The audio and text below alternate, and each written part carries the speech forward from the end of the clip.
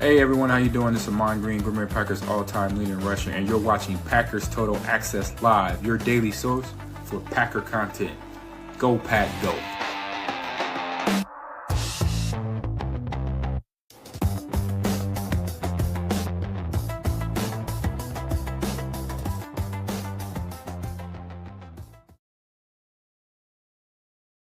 What's up, guys? Welcome into Packers Total Access. My name is Clayton. You can check us out on packernet.com. Find me on Twitter at Packers_access. So we've got some breaking news here. I think it's great news for the Packers. Not really surprised. We kind of hinted at it earlier today on the live stream, but I think it's awesome news in the wide receiver room with Christian Watson returning to practice. We'll show you some clips from practice. Also give you the updates on the entire injury report, as I know it's been a lot of injury conversation here lately, but it's probably the most important thing going for the Green Bay Packers season right now is how healthy will they be against the Chicago Bears on Saturday, and will it affect their playoff run? So we'll give you all the updates on Christian Watson as well as John Williams, offensive lineman. Obviously, draft pick that we have seen little to nothing of since he was drafted by the Green Bay Packers.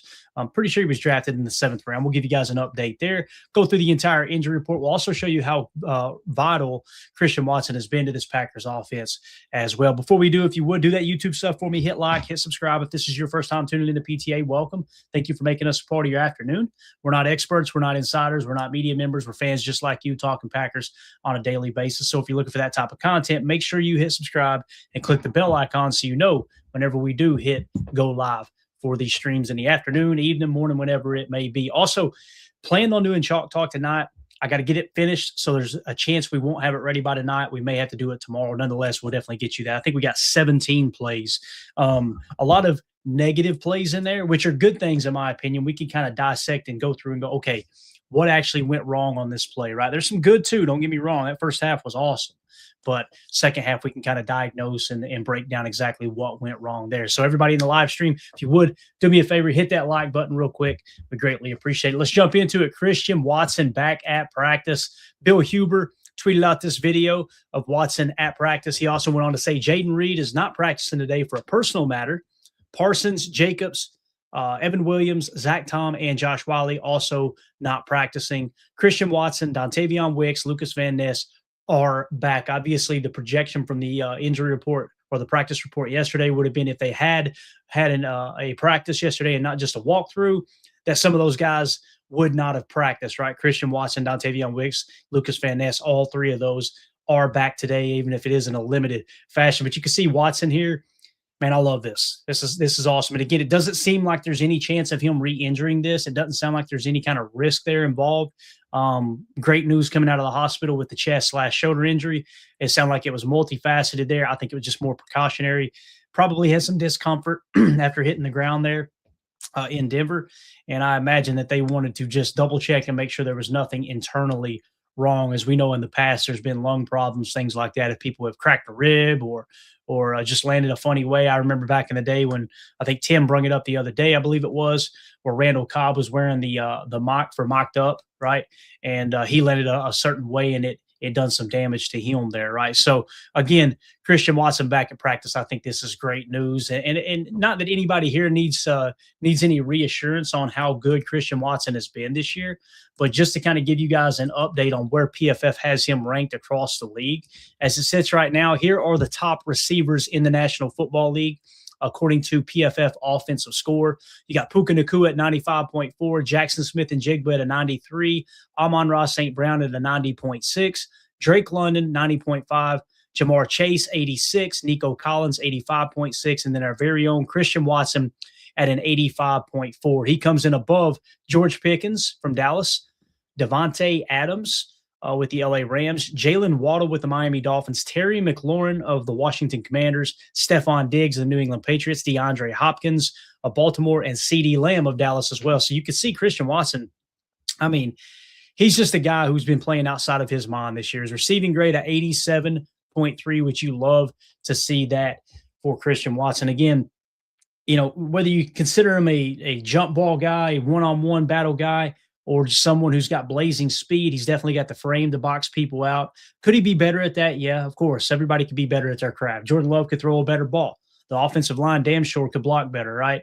And Christian Watson, I'm sure, wants that play back the other day too, even though the ball was underthrown on the play he got hurt. He also kind of mistimed it as well. You'd like to see him throttle down, read the ball a little bit better, box out the defender. If he throttles down and boxes out the defender has to go through him to make the play, and he almost certainly doesn't pick the ball off. But again, could have been a better ball from Love.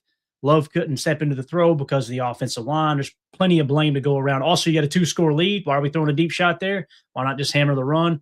And going back through the play calling, I've kind of removed that fault there, that complaint I have where it's like, man, we probably should have pressed into the run, because you could see, I think it was on that individual drive, you ran on first down, no gain, if I remember correctly. And then you tried the deep shot, if I remember right. It might have been third down that the deep shot happened on. But you could tell Matt LaFleur didn't just abandon the run. They started to shut the run down there a little bit. And obviously, you want to take that one-on-one situation. Anytime you got Christian Watson in a one-on-one scenario, I don't care who the corner is, you're going to give your guy, you want to give your guy a shot if you've got a reasonable lead, rather than playing from behind and being too aggressive, rather than taking what the defense is giving you. But when you got a one-on-one situation like that, man coverage, I'm pretty sure it was man coverage with no safety help over the top. That is the play.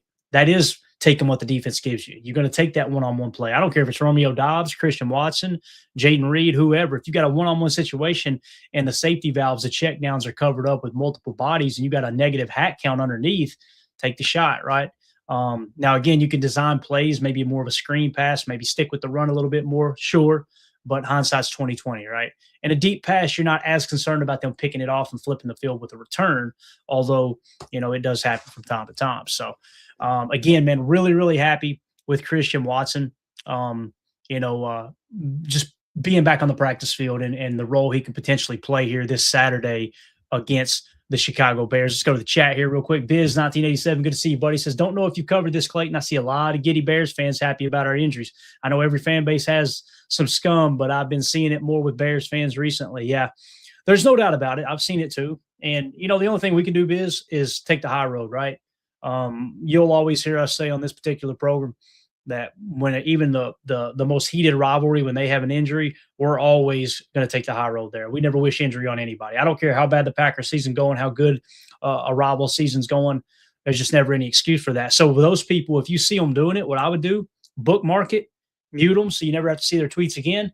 And then when it pops up later, if they have an injury like that, go back to that bookmark and go, hey, bub, because I guarantee you they will complain about people making fun of them having injuries.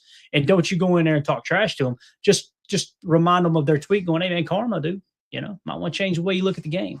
That's kind of how I handle it usually. So as Respect Orange says, some people are just natural jerks. Absolutely, man. Absolutely. Appreciate you, Biz. You're the man, dude. And that's what I love what J. Cole says. This is the way you handle it. It'll make it even sweeter when we win, right? If you go out there, and this is what I've been saying all week, and listen, I've caught a little heat for this. People are like, Clayton, you think the Bears are going to win this game? I don't know. They're playing good football right now, right? I feel like the Packers are playing good football too. We just went blow for blow. We were winning by 2 scores over arguably the best team in the National Football League on Sunday. So, yeah, I feel good about how the Packers are playing, right? But if we go out there, and I've seen people already tagging me in screenshots where all the talking heads are picking the Bears to win, the Bears to win, the Bears to win. Just bookmark that stuff. Bookmark it and go, hey, man, nobody's giving us a chance to win this game, right? Except for Vegas, who's looking at the odds going, hey, this is kind of a 1.5 to 2 point game, right?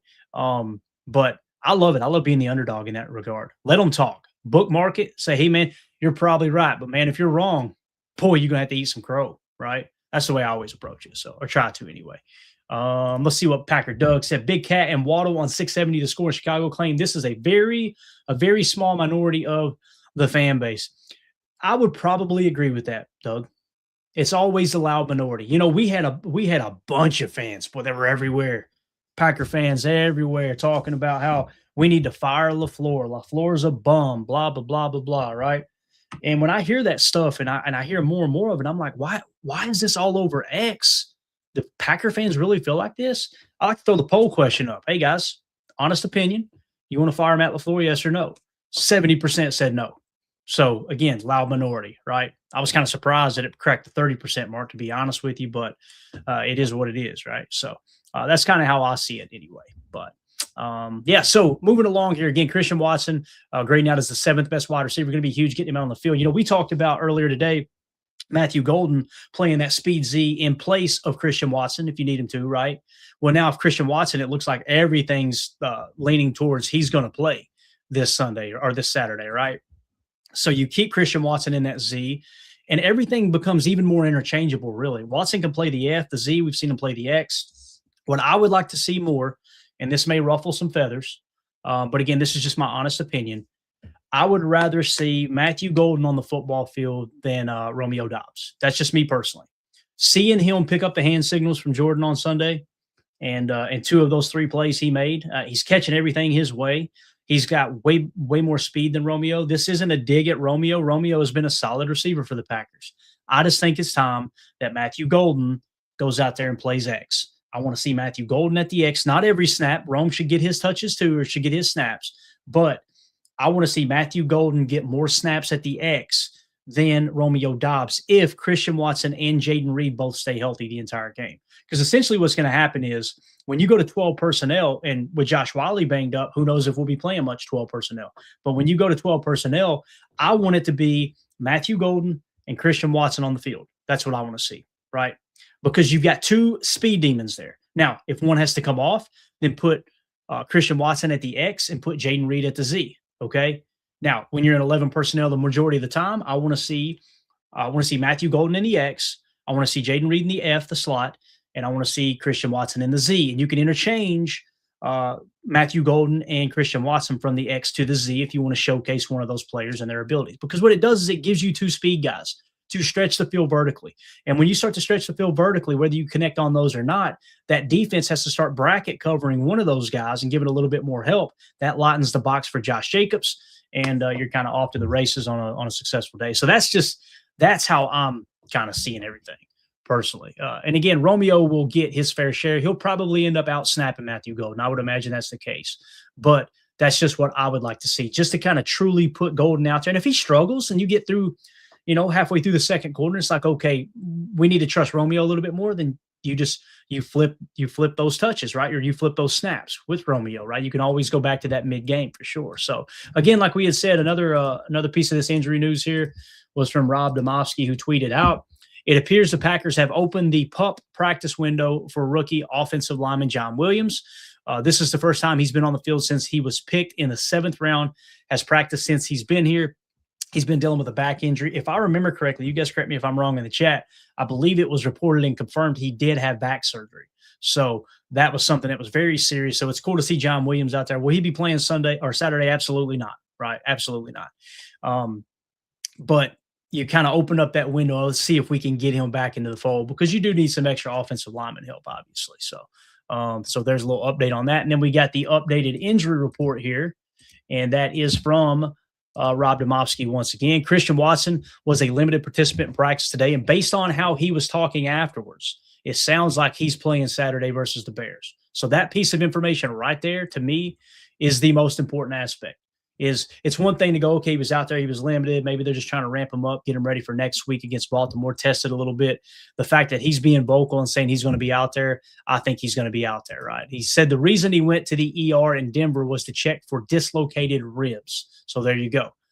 That's the official reason for that. So that's good information. So what changed from the injury report yesterday? Jaden Reed was an interesting one, right? He pops up on the injury report, and I go, oh, gosh, here we go. Maybe the injury's worse than we thought, and they were just kind of, throwing some smoke and mirrors at the Bears, and now they're going to put him on the injury report. But it says NIR, okay, personal matter. So he wasn't on the injury report, the makeshift injury report for Tuesday. He did not participate today at practice. Has nothing to do with an injury. It's a personal matter. So that's great news there. I'm not concerned with Jaden Reed not knowing the game plan, not knowing the scheme, not knowing the playbook, not being on the same page with Jordan Love. I'm not worried about that at all, right? Another one that changed was Lucas Van Ness with the foot. He would not have participated on Tuesday. Today, limited participation. Christian Watson with the chest and the shoulder would not have participated on Tuesday. He was limited today. So I feel good about both of those guys playing on Saturday night against the Bears. Dontavion Wicks with the ankle would not have participated yesterday. He was limited today. And then, of course, you have John Williams they opened up that 21-day practice window with back injury. He was limited today. Wasn't on it yesterday, but of course they hadn't opened up that window yet. Is the reason he was not on there. So the only thing that changed, like I said, Jaden Reed, nothing to worry about there. LV and Christian Watson were both upgraded, along with Dontavion Wicks, which I think is good. Good news for us. Now, let's just take a quick little gander at the Bears update. The one we're watching is Luther Burden, right? Luther Burden's been a great player for the Bears this year, great receiver, solid pick for them there in the first round, or it might have been the second round, actually. He may have dropped a little bit, but he's playing really, really good football. Ankle injury, would not have participated Tuesday. Today, he did not participate. So to me, it seems like he's trending towards not playing. It could be a game time decision like many of these players on the Packers injury report could as well. And of course, DeAndre Swift had a groin, was not listed Tuesday and then limited today. So it sounds like DeAndre Swift might have a little bit of a groin issue that's kind of popping up. Now, obviously, they got Monangai, who's been playing great football too at the running back position, but Roma Dunze did not participate both days with the foot too. So I can't remember I don't think Roma Dunze played last week, and that's why you've seen Luther Burden kind of get a few more targets. He kind of stepped his game up, and obviously DJ Moore had a great game too. Caught that awesome pass from Caleb Williams. You know, listen, we call it out. When players play good, we'll tell you about it. When they play bad, we'll tell you about it. Caleb Williams was on one last week. One of the best games I've seen him play personally. Now, there's some people that say he should never have thrown that ball into double coverage in the back of the end zone on the run, but with the lead that they had, or the way that game unfolded, they ended up winning pretty handily there against the Cleveland Browns. I have no problem with him taking that shot right there. And again, he's got the arm talent on the run. It's the damnedest thing I've ever seen.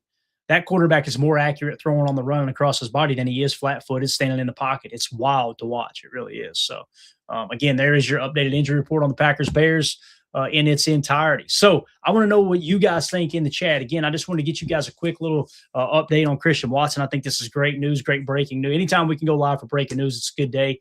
I'm excited to see him on the field Saturday night. Really what it's looking like, guys, if you put this whole injury report in a nutshell, it's looking like Micah Parsons, right, is the main piece that you're going to be missing. And it's a huge piece, don't get me wrong. However, when you start to shift gears and look at some of the other pieces like a Zach Tom, that could be huge. Evan Williams could be huge. Those are the two that I'm really concerned about now, is Evan Williams and Zach Tom. If Zach Tom can't go Sunday, if I had to pick between those two, I think I would rather have Zach Tom out there than Evan Williams. Although, if some of you guys in the chat disagree, I understand too, because you'd rather have Evan Williams out there because the strength of the Chicago Bears team is their offense. That makes a world of sense as well. So let me know in the comments. You're watching this video back later. Let me know how you feel about that injury report. Which would you rather have back if you had to choose between two? Zach Tom starting at right tackle, or would you rather have Evan Williams starting alongside Xavier McKinney at safety, as opposed to kicking Javon Bullard out at safety, who's healthy, by the way? You notice he wasn't on the injury report, and bringing Nate Hobbs into the slot. I want to hear from the chat. Let me know what you guys think. And as always, hit that like, hit subscribe, and click the bell icon so you're notified whenever we do these live streams randomly through the day. So we'll be back possibly tonight, if not tomorrow. I got to get Chalk Talk ready. So now it's time to kill the lights, get in here. And it looks like literally a dark room, like a dark film room. It's go in, break down the tape. We got to find all 17 of these plays and break everything down, get the terminology on the screen for you guys and gals. So it might be tomorrow before we can do that, but I'm going to go to work right now and risk the marriage while we do it. But appreciate everybody tuning in. Hit that like button on the way out. Spin those laces. The football's back, baby. If I see the soccer ball back in here, we're going to have problems. All right. But appreciate everybody tuning in. My name's Clayton. This is PTA. Go Pack, go. Here we go. We're out. Bye, guys.